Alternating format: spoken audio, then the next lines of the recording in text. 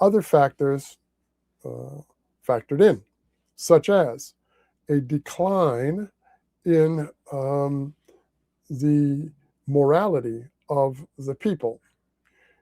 And you had the rise of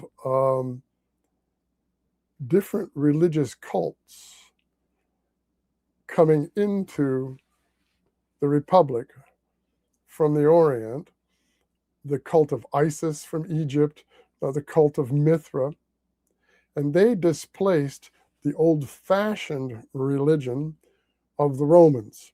And the old-fashioned religion of the Romans had its own gods and goddesses, just like the Greeks. The Greeks had their gods and goddesses.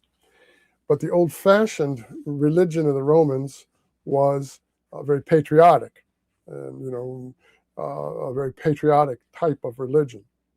And these new cults that came in subverted that and started to break up not only the religious beliefs and substituting new gods and goddesses and all this, but also broke down the kind of old-fashioned morality of the earlier old Romans.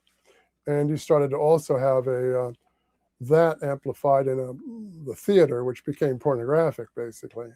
So you had a pornographic theater, and then you had the gladiators and the massive violence. So you had pornography and violence normalized in the last decades of the Roman Republic. So you had constant warfare. You had a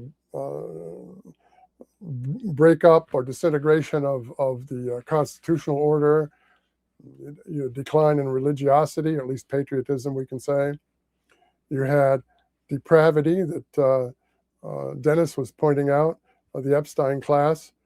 You had that sort of depravity in the latter decades of the Roman Republic, and then the early decades as the empire rose, etc., under Augustus.